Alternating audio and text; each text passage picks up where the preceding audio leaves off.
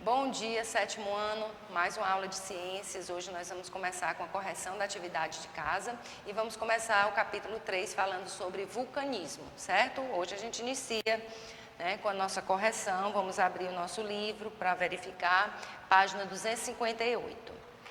Quarta questão. Há três possibilidades de limites das placas tectônicas. No limite, aí a gente tem que completar, No limite conservativo, as placas se movimentam de forma horizontal, formando as falhas. No limite divergente, as placas separam-se, formando as dorsais mesoceânicas. Enquanto que no limite convergente, o encontro das placas promove a formação de fossas, Então, completando corretamente, nós temos o item D. Que aspecto da teoria da expansão do assoalho permitiu uma nova visão da teoria da deriva continental? A principal contribuição, gente, da teoria da expansão do assoalho oceânico à teoria da deriva continental foi a explicação sobre o movimento da litosfera com base nos sistemas de placas tectônicas, tá? Porque a litosfera, que é a parte que tem as rochas, ela está em constante movimento devido à acomodação de um sistema de placas tectônicas, tá? Sexta questão. A medida de magnitude de um terremoto é baseada na escala Richter, que leva em consideração a amplitude da onda de choque que chega a uma determinada região. Que aparelho é utilizado para medir essa amplitude e como ele funciona, tá? Utiliza-se o sismógrafo, gente, que é o aparelho. Ele é composto por uma ponta gráfica presa a um sistema oscilante muito sensível que, ao receber alguma vibração da Terra, começa a marcar, na folha, naquela página, uma sequência oscilante, que fica bem, se não tiver nenhum abalo, ela fica quase que retilínea, E de repente, se tiver algum abalo, ela fica subindo e descendo, mostrando nesse papel, nessa página, em que magnitude ocorreu aquele abalo, certo? Sétima questão. Qual é a diferença entre a medida do grau de destruição em escala de intensidade e a medida com escala de magnitude, tá? A diferença, A escala de intensidade, ela tem uma avaliação qualitativa do poder de um terremoto. Já a escala de magnitude, ela tem um caráter quantitativo, com base na comparação de um terremoto com outro terremoto, certo? Então, essa é a diferença. Agora, nós vamos começar o nosso capítulo 3. Nesse capítulo 3, nós vamos falar sobre vulcanismo. E o tema da aula de hoje, nós vamos falar da estrutura de um vulcão, e da relação do vulcão com a destruição até a criação. E vamos falar também sobre as erupções vulcânicas, ok? Então, o que são os vulcões, Os vulcões, eles são formações geológicas comuns em diversas partes da Terra, o que faz com que diversas civilizações criassem até lendas, contos, sobre a perigosa força da natureza, tá? Mas realmente existem, vulcões em diferentes partes do planeta. É claro que em alguns locais com maior frequência, tá? A atividade vulcânica, gente, ela está diretamente relacionada com a movimentação das placas tectônicas, já que o principal elemento das erupções vulcânicas, o magma, consiste em uma porção do manto terrestre que sofreu um processo de solidificação. Então, locais onde existe muita atividade vulcânica é onde existem muitos movimentos, de placas tectônicas, sempre associar esses dois fenômenos, tá? Nós vamos apresentar agora dois casos de vulcanismo, que estão associados a uma instabilidade do manto em regiões localizadas no meio de placas tectônicas, as quais essas placas elas podem ser de natureza oceânica ou de natureza continental, certo? Nós temos o arquipélago do Havaí.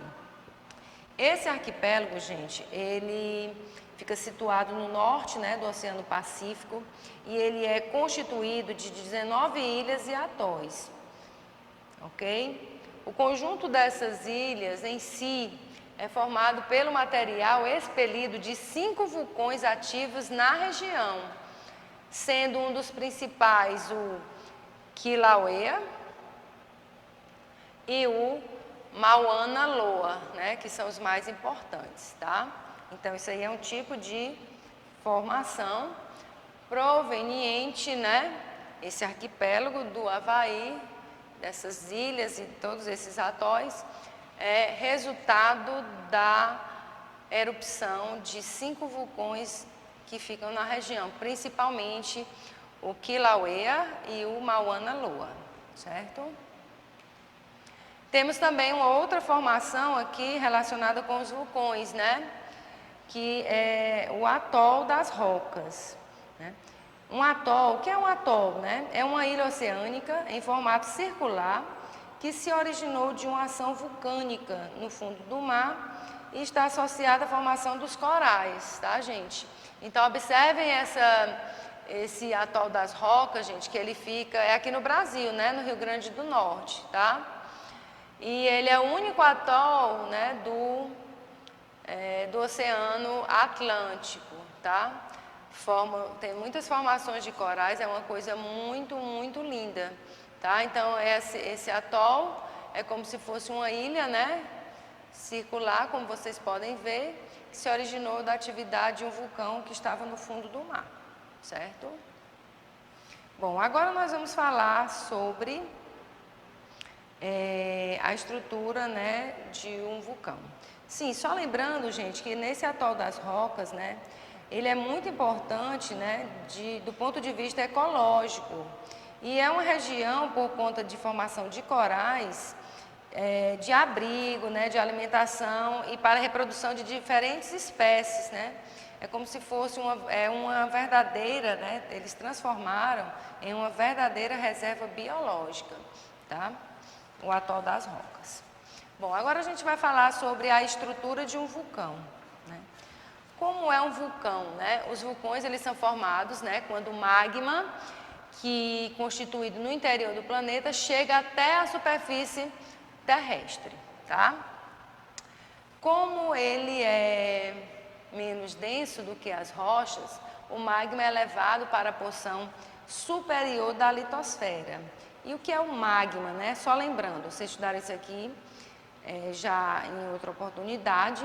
O magma é um material pastoso formado durante a fusão das rochas nas partes superiores do manto ou inferiores da crosta terrestre, certo? É quando ele fica líquido, certo? Bom, e quais são as partes, né, de um vulcão na sua estrutura?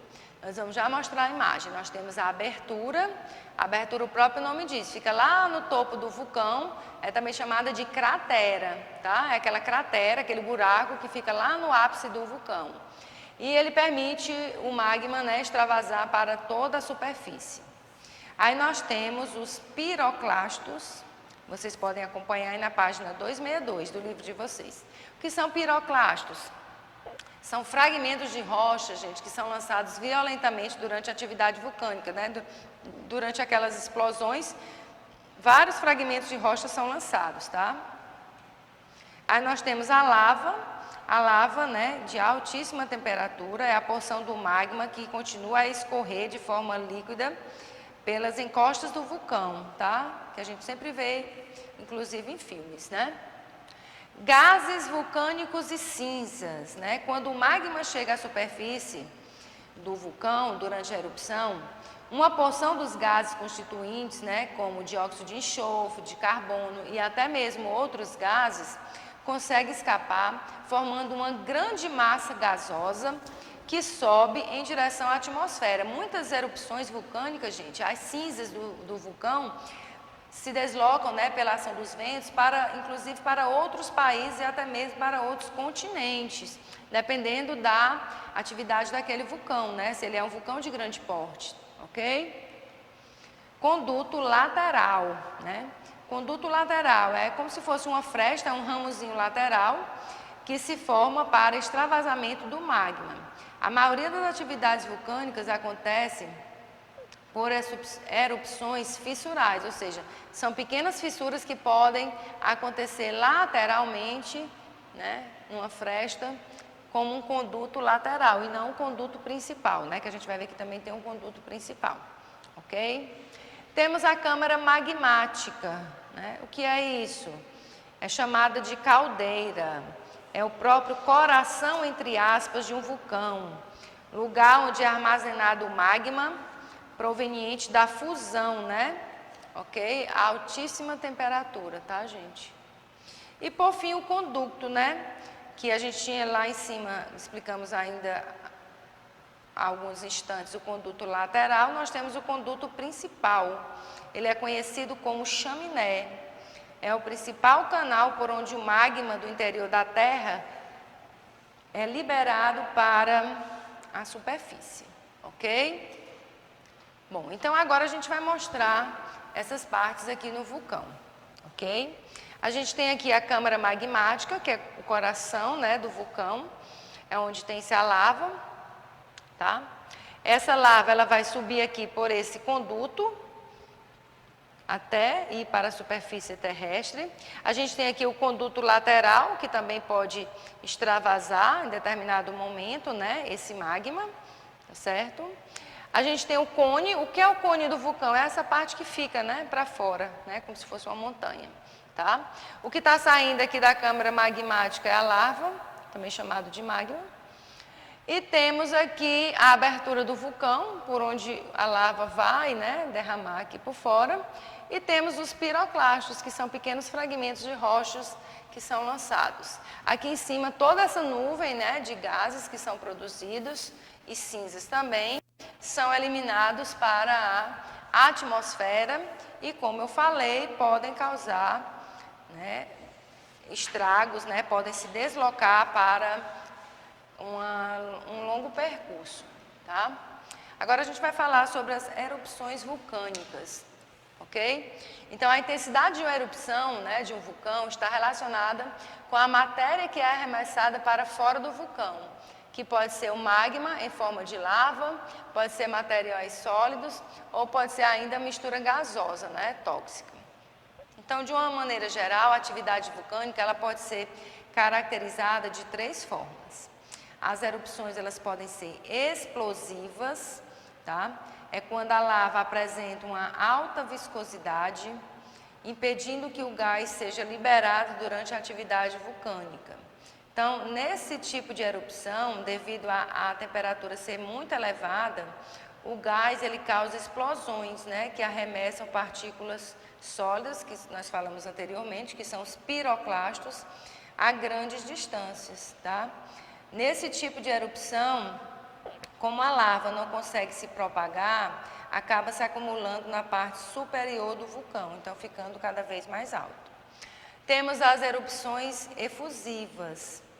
Aqui nesse tipo de erupção, a lava ela é menos viscosa, tá? E de modo que os gases são liberados no ambiente com maior facilidade. Dessa forma, as erupções são menos violentas também e com grande derramamento de lava em altas temperaturas. E as erupções mistas são aquelas que mesclam, né, os comportamentos explosivo e efusivo. Elas podem acontecer quando o vulcão principal conta com o vulcão secundário em sua lateral. De forma que o principal, né, o vulcão principal, ele apresenta o comportamento explosivo e o secundário apresenta o comportamento efusivo. Vou mostrar agora alguns exemplos aqui, tá? As erupções do tipo explosivas, né? Esse aqui foi em 1980, tá? Na ilha de Santa Helena, nos Estados Unidos, ok? É um vulcão bem alto, né? Porque devido à sua formação, né, o magma, né, essa lava, ela não consegue se propagar e ela vai ficando solidificada próximo aí a essa abertura, né, que a gente chama de cratera, e ele vai aumentando em tamanho.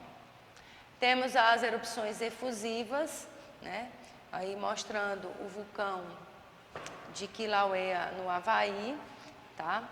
Eles têm, né, um derramamento muito grande de lava, tá?